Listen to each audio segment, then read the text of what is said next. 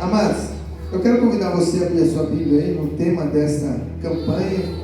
Vou respeitar o tema, amém, que for dado aí, mas eu quero tratar aquilo que o céu falou comigo nesses dias e tratou muito hoje nessa tarde.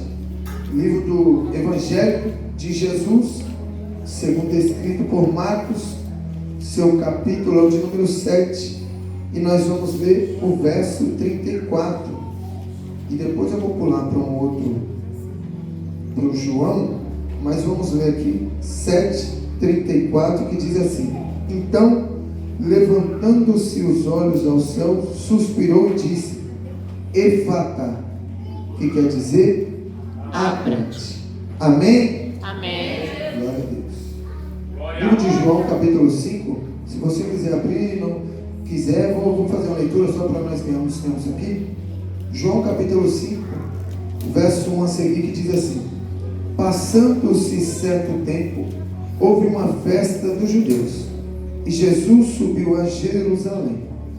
E em Jerusalém, perto da porta das ovelhas, há um tanque chamado Betesda, e na língua dos hebreus, o qual tem 5 porticos.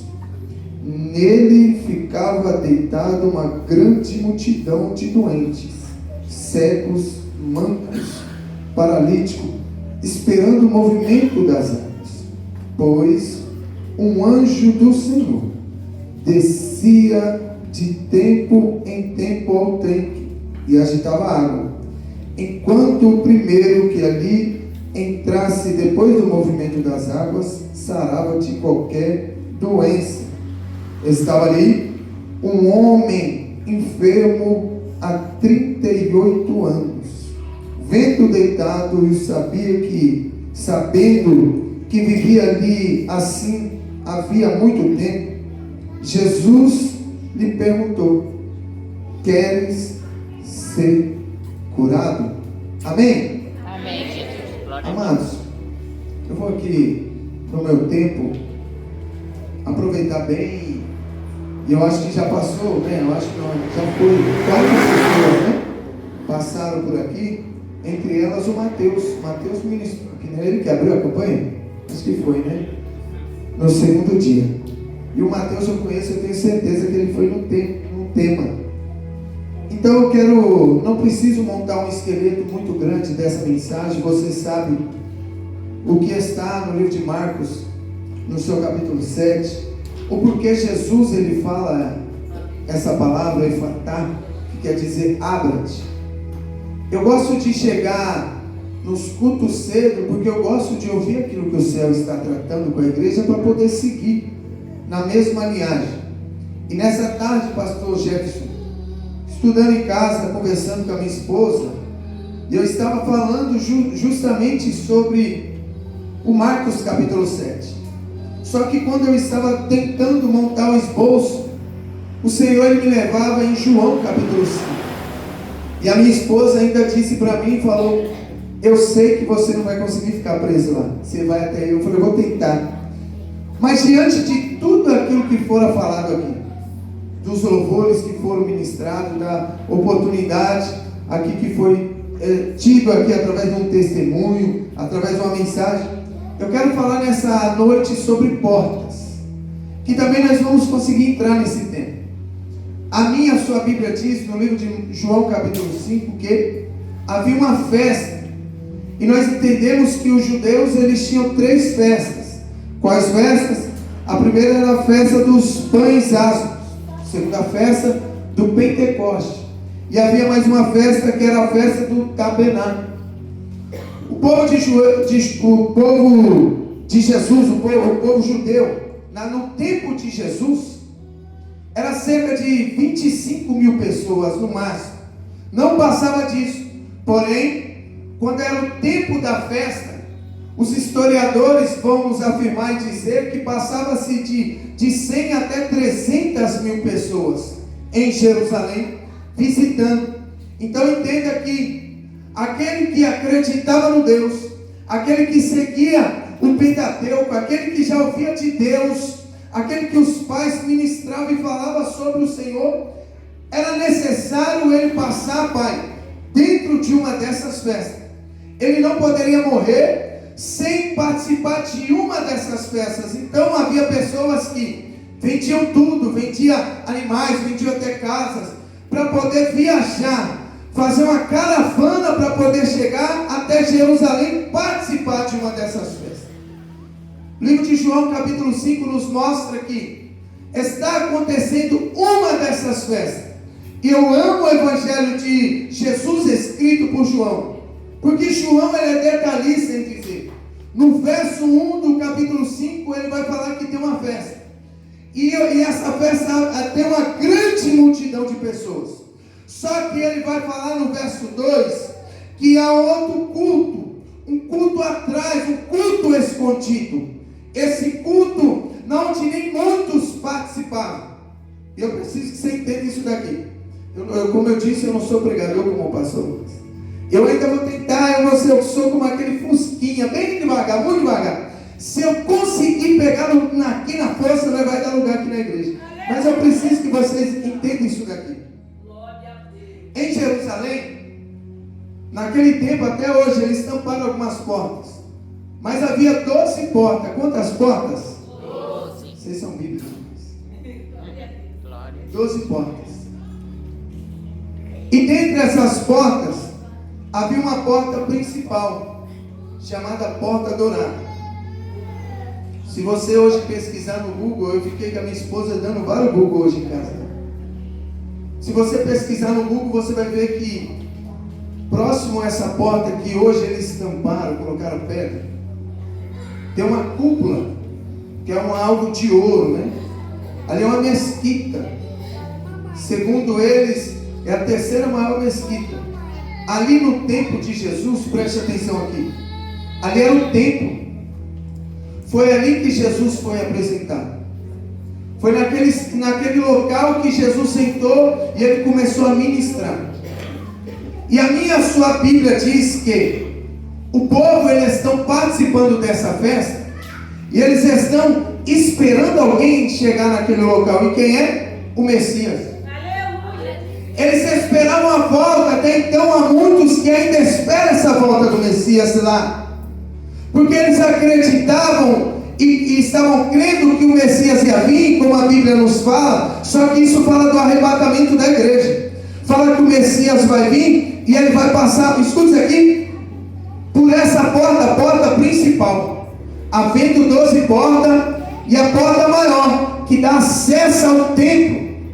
Eles estavam esperando ali o Messias aparecer e entrar por aquela porta. A ansiedade de todos eram muitas. Os historiadores, pastor Lucas, vão nos mostrar e dizer que a cidade, ela habita 25 mil pessoas, só que agora tem de 100 a 300 mil pessoas. É muita pessoa participando dessa festa. A atenção está voltada para quem está entrando por aquela porta. E os historiadores vão nos mostrar e dizer, a minha Bíblia de estudo, ela estava me mostrando nessa tarde que o povo, quando entrar nessa porta, eles estavam tanto crendo, mas tanto crendo, que eles fazem uma fila do lado de fora. E apertado, eles encostam, pai, nessa porta, vão encostando, escuta aqui. Encostando, e eles vão dizendo assim, ó, bendito seja o Deus que enviou o nosso Salvador, bendito seja o Deus que enviou o nosso Redentor. Agora imagina comigo o tamanho dessa fila, de pessoas entrando ali, gritando isso, encostando na porta, porque como se fosse eu, se hoje eu for lá em Jerusalém, eu vou querer tocar em tudo. Se eu for lá em Israel, lá eu vou querer tocar em tudo, porque eu sei que o Messias passou por lá. E esse povo está numa ansiedade, falando, ele vai passar por aqui, eu só tenho uma oportunidade, então eu vou aproveitar e tocando aquela fila muito grande. Só que a sua Bíblia diz que Jesus, ele entra em cena. E agora o verso 2 do capítulo 5. Quando Jesus chega nesse cenáculo, Jesus chega e ele está vendo uma multidão de pessoas entrando por uma porta. E essa porta fala de quem? Dele. O povo está falando dele. Está numa expectativa, escuta aqui, por causa dele. Só que Jesus chega perto, próximo dessa porta, e ele não entra na porta. ele vai para trás, ele vai lá para o fundo, havendo 12 portas. Os historiadores falam que quando eles montaram o templo, sobrou um espaço lá no fundo, e eles decidiram colocar alguns tanques, para quando o povo que pecava, isso aqui é muito forte, ó, Deus vai falar. Eita glória. Quando o povo pecava, ele pegava o seu sacrifício, e para não passar na frente da porta, porque era vergonhoso, escuta isso aqui, tinha que ir lá para a porta do fundo, pegava o seu sacrifício, ia fazer o sacrifício lá no fundo, e ele ia lá para o fundo. Então aqueles que pecavam muito, por isso que fala porta da misericórdia, os que pecavam muito tinham que ir lá no fundo apresentar o seu sacrifício. Só que lá no fundo a porta já não é tão alta, ela já não é tão alta, é uma porta estreita, e dentro dessa porta tem alguns tanques. E nós sabemos que no livro de Levítico vai nos mostrar e dizer que aqueles que estavam enfermos, coxos, eles não podiam ter acesso a todo mundo. Eu, Diogo, eu não quero trazer essa linhagem que eu afirmo, mas eu, Diogo, acredito que alguém dentre os religiosos do templo lançou uma palavra e falou assim, ó, nós precisamos tirar esse povo que pede esmola, o povo que os necessitados mandam, os cegos, os necessitados daqui do templo, vamos levar lá para o fundo. E alguém falou, eu Diogo, acredito nisso, que alguém falou, fala para ele que um anjo vai descer lá, porque a Bíblia não mostra o relato do anjo. E agora ele tirou esse povo que poderia atrapalhar o culto deles e mandou lá para o fundo. Jesus, ele entra em cena e ele está de frente com o culto, não onde todo mundo quer estar, não onde chama a atenção de todo mundo, a porta dourada, a porta principal. Só que Jesus, ele vai lá para o fundo, é para a porta da misericórdia, não onde tem pouco acesso. Estou sentindo a presença do papai. Sabe que o céu falou comigo nessa tarde lá em casa e mandou dizer para alguém, começando por mim aqui nessa noite, que Deus, ele quer entrar no acesso não onde você não libera para ninguém. Qual é a campanha Efatá? É para abrir a porta para o Senhor entrar. É a porta da misericórdia. E possa ser que você venha aqui pedindo uma porta de emprego, possa ser que você quer um Efatá para Deus alcançar, abençoar você numa área financeira muito grande, mas o céu me trouxe aqui nessa noite para dizer para você que Deus quer ter acesso onde poucos têm. A da misericórdia. Jesus agora ele entra lá no fundo, ele se abaixa, passa pela porta e ele vai dar de cara com o segundo culto. Muitos cegos, coxos, mancos. O culto ali é diferente, é na onde ninguém quer estar. Ali já é na onde ninguém quer ter o acesso, é o lugar de vergonha. Quando Paulo ele fala daquele espinho na carne, aquilo que dói, que fere, é aqui que eu quero ministrar para vocês nessa noite. Para Deus ele mudar, transformar e nos abençoar com tudo isso que nós estamos pedindo, é necessário nós abrir tudo e permitir o Senhor entrar. O Senhor ele me trouxe aqui para dizer para alguém que ele quer ter acesso na onde você não consegue liberar para ninguém. O Senhor me trouxe aqui nessa noite para dizer para você que ele quer ter aquela conversa com você que você não consegue ter com ninguém. O Senhor me trouxe aqui para dizer para você que ele vai operar um milagre na tua vida, que ele vai operar um milagre na vida da tua família, que ele vai abrir a porta, que ele vai te abençoar, mas é necessário.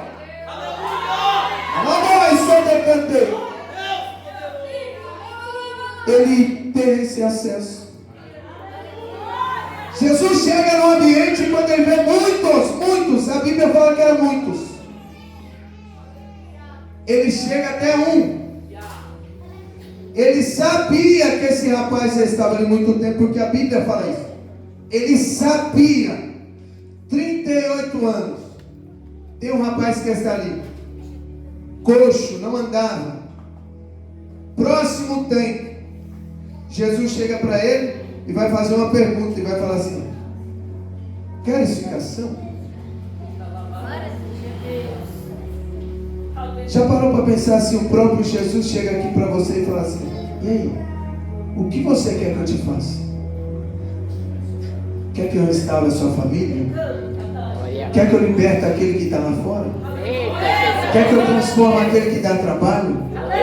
Quer que eu abra a porta do emprego? Quer que eu te abençoe? O próprio Jesus está falando para esse rapaz e a resposta dele não traz aquilo que o Jesus precisava ouvir. Ele vai ter uma desculpa. E quando o céu quer entrar naquele acesso, nas áreas, sabe, que incomoda nós temos desculpa para o céu. Isso eu tiro por mim. Começamos a dar desculpa. Sabe quando você está orando ao Senhor? Quando eu oro, eu começo a clamar ao Senhor, eu começo a pedir perdão. E segundo o jeito que eu oro, aí eu começo a confessar. Eu começo a pedir perdão naquilo que não agradou ao Senhor. Aí eu já não oro não mesmo, porque eu fico com vergonha. Eu já começo a dar desculpa. Senhor, eu só errei porque o vizinho fez isso. Senhor, eu só fiquei bravo hoje porque minha mulher brigou comigo. Senhor, só fiz hoje porque eu estou meio fechado. Eu começo a dar desculpa por aquilo que eu fiz. Jesus está falando para o rapaz: e aí, você quer ficar são? Ele vai falar: ô Senhor, não tem ninguém. Não tem ninguém que me coloca no tanque quando o anjo desce. Eu já estou aqui há 38 anos. Não tem uma pessoa que está aqui para me ajudar. Jesus quer operar um milagre na vida dele e ele está terceirizando a desculpa para alguém. Eu estou sentindo a presença do Pai aqui nessa noite. Deus está tratando com alguém aqui nessa noite. O Senhor está perguntando para ele: aí, quer que eu levantar, quer que eu abra? Que me deu acesso. E agora ele está falando: Senhor, não tem ninguém. Eu não tenho amigo. Não tenho família, ninguém me ajuda. Eu acredito que esse rapaz já não estava nem mais próximo ao tanque. Pelo fato dele não andar, ele tinha que estar na beira do tanque. Se realmente o anjo descesse, pastor, era só dar um mergulho, fazer qualquer coisa que não tem ninguém. E ele está falando assim, ó: não tem ninguém. Ele já deve estar até longe do tanque. 38 anos. Vamos entender que Jesus nesse tempo aqui tinha 31 anos. Quando Jesus nasceu, aquele rapaz já estava lá no tanque. Quando Jesus foi apresentado lá na porta, lá na frente, pelo acesso lá no templo, o rapaz já estava lá no templo. Quando Jesus estava ensinando no meio dos doutores, ele já estava lá no templo. Chegou o tempo dele, agora! E agora ele está dando desculpa. Jesus vai falar algo para ele. Vai falar para ele: pega o teu leito e anda. Pega o teu leito e anda. Ele vai começar a sentir as pernas firmarem. Ele vai pegar aquela cama que era a intimidade dele. Isso aqui é muito forte. E agora ele vai andar. Eita glória. Agora ele vai caminhar. Eu fico imaginando, Pastor Lucas, eu vou até fechar o esboço aqui. Esse rapaz agora andando com o leito, que é o testemunho dele, atravessando todo, indo em direção à porta principal. Vai sobre o canteiro. Estude canteiro. Indo em direção à porta principal, onde está uma fila muito grande. E agora com o leito aqui nas costas, pai, ele está andando e está vendo um monte de gente encostada na porta dizendo: bendito seja o Deus que enviou o nosso Salvador. Bendito seja o Deus que enviou o nosso Redentor. E o buraco, eu tirando, viajando na da história. Eu imagino com um buraco no meio se abrindo. E o povo ali encostado na parede. E esse rapaz andando com leito no meio do povo. Andando com milagre dele no meio do povo. Porque ele deu acesso a Jesus. Aleluia. Amém, só dependendo. Tudo aconteceu. O povo vai começar a perguntar e dizer: e aí? Você não é um coxo? Era para você estar lá atrás. Lá vai. O seu lugar é lá na vergonha. O que você está fazendo aqui? Aqui não é o seu lugar. Hoje é sábado. Quem fez? O que aconteceu? Ele vai falar: eu não sei. Um rapaz veio, pediu para mim pegar o meu leite, minhas pernas se afirmou e andar, eu estou andando. Era para o povo estar feliz com ele, mas não estava. Escuta isso. Era para aquela multidão parar, pastor. A mesma coisa da irmã contou um testemunho aqui. Todo mundo se alegrar como se alegrou aqui. Mas naquele dia, naquele sábado, não. O povo começou a murmurar, falar: hoje não é dia de carregar leite. Hoje não é dia de milagre. Vai embora daqui. Só que ele decidiu ir lá para o templo. Ele decidiu ir lá para o templo e o povo está perguntando: e aí, quem fez o milagre? Não sei. Eu não sei, ele só mandou eu andar, eu estou aqui. Ele só mandou eu andar, eu estou aqui. Agora o meu e o seu Jesus, ele vai se apresentar para esse rapaz lá no templo. Jesus tem um encontro com ele e vai falar para ele: não peques mais. Aleluia, glória a Deus. Eu creio que aqui não. Eu vou falar também. Lá na igreja onde eu congrego também não. Mas em alguns lugares, já viu aquela pessoa que pede tanto para Deus? Vocês estão numa campanha que Deus ele vai abençoar demais vocês. Vocês vão contar muito testemunho aqui. Aleluia. Só que depois desses testemunhos é necessário ficar. O efatá de Deus está para acontecer na vida de algumas pessoas.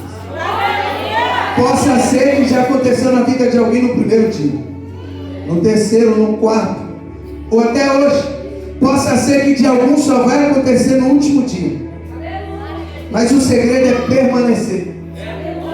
Quando Jesus, agora no tema aqui dessa mensagem da campanha, quando Jesus ele chega para esse rapaz e é apresentado para ele, Jesus ele tira ele da multidão e ele vai operar um milagre. Alguns falam que ele não ouvia e algumas traduções falam que ele era gago. E Jesus agora opera um milagre na vida dele, um efatá. Só que foi necessário ele tirar ele do meio daquela multidão. No meio daquele, fala: vem para cá. E muitas das vezes, para Deus operar alguma coisa em nossas vidas, é necessário nós fazer dessa forma. Eu lembro, pastor Lucas, quando eu me converti alguns anos atrás, eu estava tão cheio de Deus, que eu falei: eu preciso que da mesma bênção que chegou na minha vida, chegue na vida dos meus amigos. Um cara todo atrapalhado como eu preciso que chegue na vida de todo mundo. Só que eu queria estar no meio deles. Só que o Espírito Santo de Deus, Pai, falava para mim: já não é mais tempo. Agora não é o tempo. É o tempo do seu milagre. Então se afasta um pouco.